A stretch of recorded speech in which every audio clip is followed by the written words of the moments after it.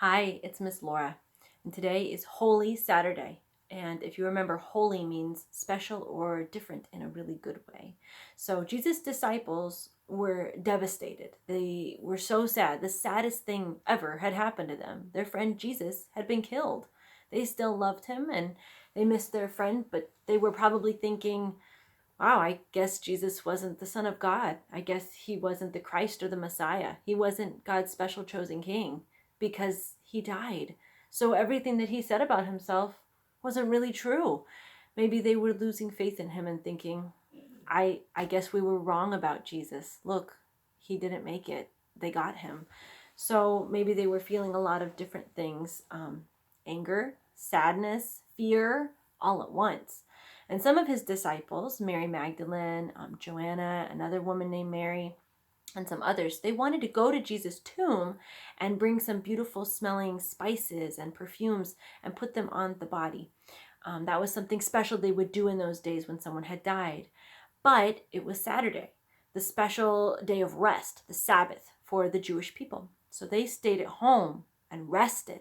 They waited. That was probably the hardest thing of all, just staying home and waiting for something.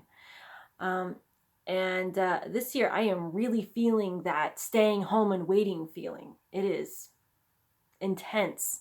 And so we are all waiting at home together right now, and things are very sad for us all right now. Things might be a little bit scary, and we can feel that things are not right. They are not the way that they should be. So I think that we might know a little bit about how Mary Magdalene and the other disciples felt at that time. I want to ask you, what do you think that they did while they were waiting at home? Think about what you might do if you were them. And think about what you are doing these days yourself. I wonder if Mary Magdalene, the other disciples were maybe, they were maybe crying, having to wipe their tears, thinking about Jesus and how sad they were.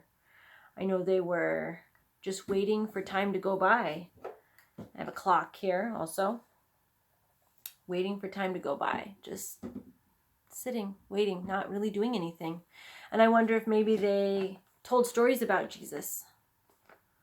So we could get our Bibles out and tell stories about Jesus too. We have a children's Bible or a grown-up Bible. They told stories about Jesus and maybe asked questions like, why? Or what's going to happen next? They weren't sure. They didn't know. But the big thing is that we are all waiting at home right now under kind of a dark cloud, but we know that Jesus' story wasn't over. Jesus' disciples didn't know that a better day was coming. They didn't know that Jesus was going to do something else next a few days later. Now, we know that. We know the end of Jesus' story. We know what he does a few days later. So we have to hang on because we can trust him that he is going to bring us a better day, another day, when we can meet together again and celebrate being together and celebrate Jesus together. So that better day will come. And so if you want to act this out at home, the story of Jesus' disciples just sitting at home waiting, you can get some salt for tears. You were crying. Tissues, like I said, something to show just waiting, time going by, like this hourglass or a watch. And you can get your Bible out and you can read stories in the Bible about Jesus or about anything. Talking about the special stories, the holy stories in the book of God's people is one thing that we can do when we are very sad. But it is also a time to get ready to rejoice. And so parents, Holy Week is almost over. Just hang on a little bit longer. I hope that you and your kids have found some way and some time this week to think a little bit more and ponder about what Jesus did in his final days.